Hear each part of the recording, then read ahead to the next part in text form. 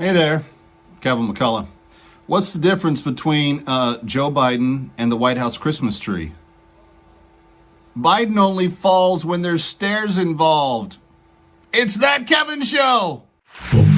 Somewhere in the city that defines holiday magic is a man who wants a little eggnog with his mistletoe.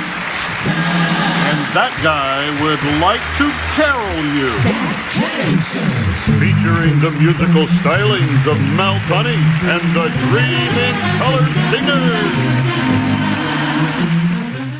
And tonight, the true life story of terror to forgiveness. Author T. Martin Bennett joins us. Also, Keith Getty, an officer of the most excellent order of the British Empire. Noah James, actor in The Chosen.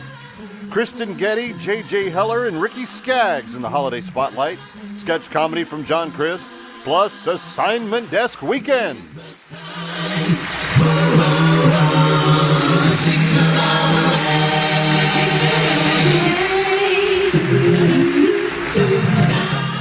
And now, live from Times Square, where our own fully lit and decorated Christmas tree never falls down like a decrepit president, here's that Kevin!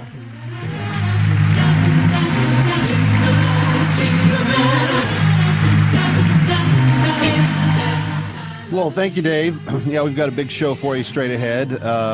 In fact, you want to stick around because in hour 2 tonight, Assignment Desk Weekend and the sketch comedy of John Crist is just going to be off the hook. And yes, our trees don't fall down. That's one of the lessons. Well, let the singers finish out here.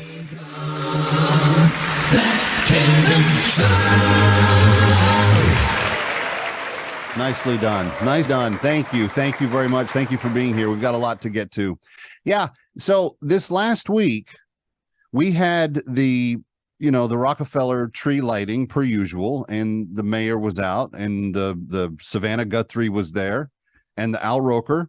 And everybody was there, and they put their hand on the button, and then it sparkled for like 4 seconds, and then finally it all came on, and the tree is lit, and now it's lit, and it's up standing upright at Rockefeller Center.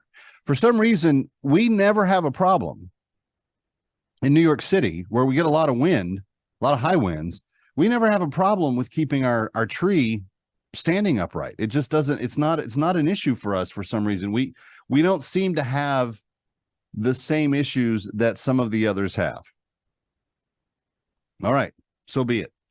But we do have some problems tonight, friends. And I want to have fun. It's the holiday season. I want to make sure we have lots of fun on the weekend show. And we've got a great lineup for you tonight. Tonight, T. Martin Bennett, author of this book right here, Wounded Tiger. This is an amazing book.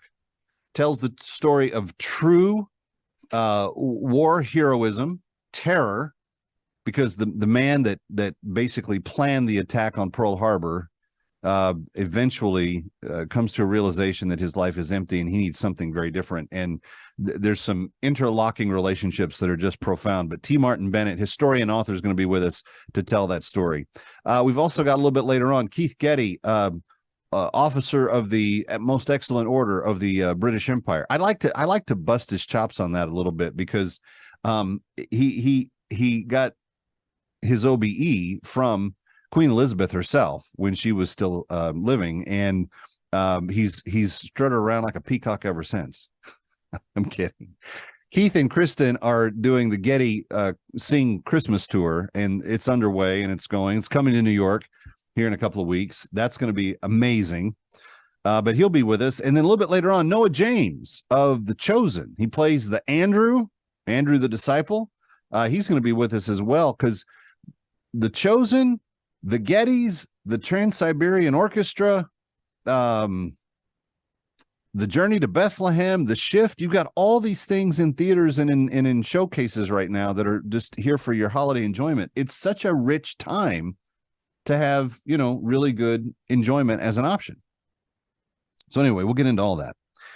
I want to say as we get into my commentary for tonight, that I was struck this week by the death of Henry Kissinger, how quickly the vultures began to circle.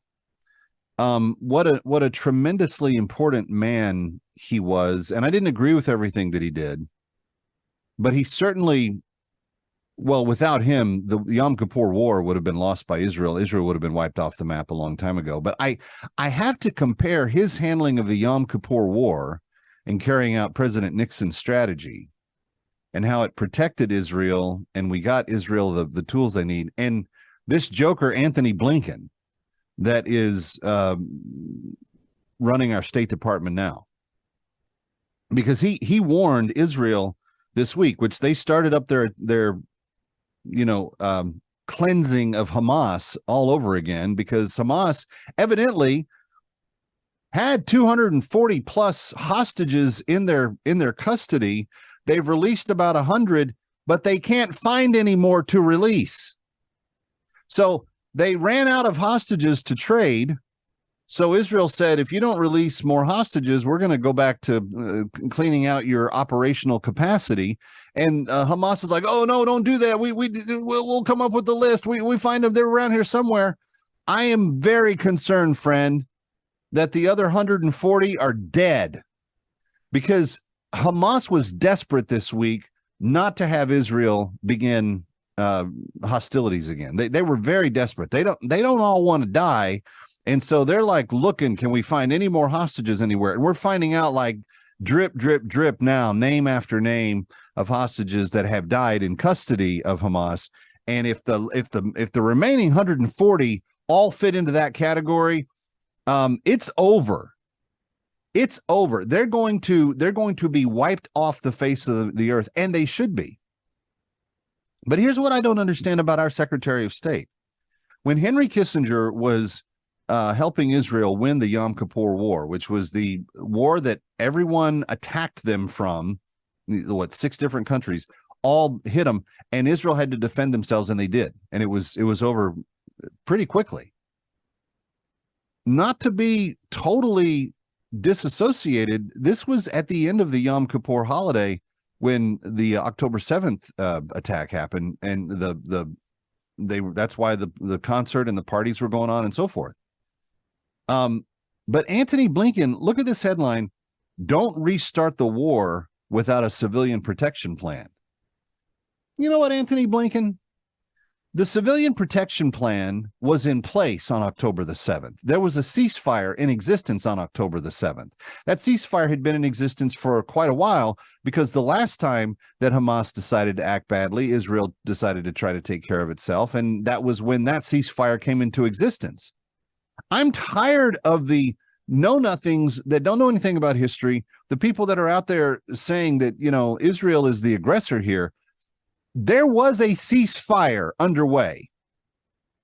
1,400 dead Israelis and 240 hostages later, that ceasefire was significantly broken because of the actions of the evil terrorists, not because of the law-abiding state of Israel. So what is our State Department telling Israel? Well, you have to have a civilian protection plan in place. We know that they're going to hide behind civilians. We're very sorry about that, but we didn't start this. And it's Israel's responsibility. It's the Israeli government responsibility to make sure that terrorists can't come into their country and kill people again. And by the way, they didn't just kill Jews. They killed Christians. They killed some fellow Arabs. They would kill Palestinians and Arabs that are living in Israel if it turned out that they needed to, because they don't care. That's the point of all of this.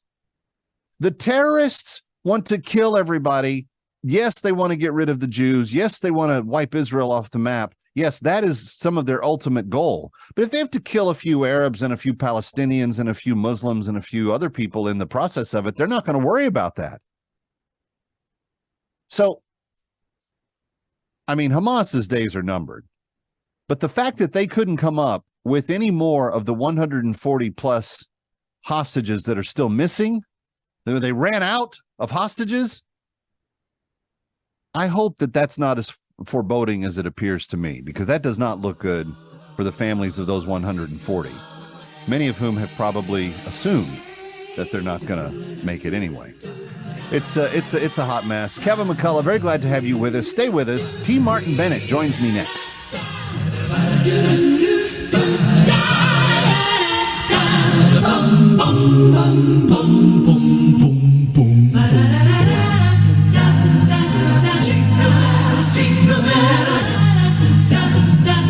It's that time of the year.